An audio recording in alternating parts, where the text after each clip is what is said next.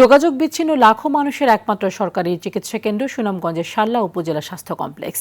কিন্তু চিকিৎসক, নার্স ও medical technologist সংকটে মারাত্মকভাবে ব্যাহত হচ্ছে চিকিৎসা সেবা। আর এতে ভোগান্তিতে পড়েছে দুর্গম হাওরের বাসিন্দারা। ভুক্তভোগীদের অভিযোগ, মাত্র 2জন ডাক্তার দিয়ে চলছে চিকিৎসা কার্যক্রম। সুনামগঞ্জ প্রতিনিধি বিন্দু তালুকদারের পাঠানো তথ্যচিত্রে আরও জানাচ্ছেন লিওন আজাদ। সুনামগঞ্জ জেলা শহর থেকে 56 কিলোমিটার দূরবর্তী প্রত্যন্ত উপজেলা শাল্লা বাহ্যিকভাবে দৃষ্টিনন্দন হলেও উপজেলা স্বাস্থ্য কমপ্লেক্সটির ভেতরে রয়েছে চরম জনবল সংকট। এতে কাঙ্ক্ষিত সেবা পাচ্ছেন না স্থানীয়রা।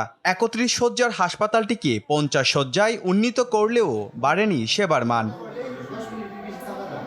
টেকনোলজিস্ট না থাকায় পড়ে আছে এক্স-রে মেশিন। রোগীদের বাধ্য হয়ে যেতে হয় বিভাগীয় শহর সিলেট। অন্য পরীক্ষা করতে গেলেও সিলেট যাওয়া লাগে, এমন স্বাভাবিক একটা আলটা করতে গেলে ওই জায়গায় ভালোভাবে হয় না, আমাদের সিলেট যাওয়া লাগে। এখানে তো এই মেশিন উশিন নাই, বড় ধরনের রোগ হইলে 2জন ডাক্তারে তো অত বড় হাসপাতাল চলে না। স্থানীয়রা বলছেন হাসপাতালটি জন্মলগ্ন থেকেই ভুগছে জনবল সংকটে, তবুও কার্যকর কোনো উদ্যোগ নেই কর্তৃপক্ষের। চিকিৎসার সরঞ্জামের অভাব, এতে গিয়ে শাল্লাবাসী খুব সাফারিং করতেছে। উপযুক্ত টেকনিশিয়ান বা চিকিৎসকের অভাবের কারণে সঠিক মতো রোগীরা চিকিৎসা পাচ্ছে না। চিকিৎসক না থাকার জন্য দুর্গম অঞ্চলকেই দায়ী করছেন জেলা সিভিল সার্জন। আমরা সর্বোচ্চ চেষ্টা করছি যাতে আমাদের এখানকার যে জনগণ তারা যাতে সেবা পায়।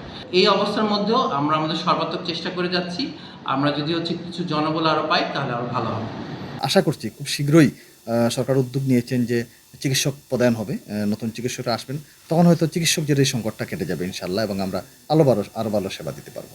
অজুহাত কিংবা আশ্বাস নয়, হাওড়পাড়ের বাসিন্দাদের চিকিৎসা সেবা নিশ্চিতে দ্রুত চিকিৎসক, নার্স ও কর্মচারী নিয়োগ দেওয়ার দাবি স্থানীয়দের। লিওন আজাদ, RTV।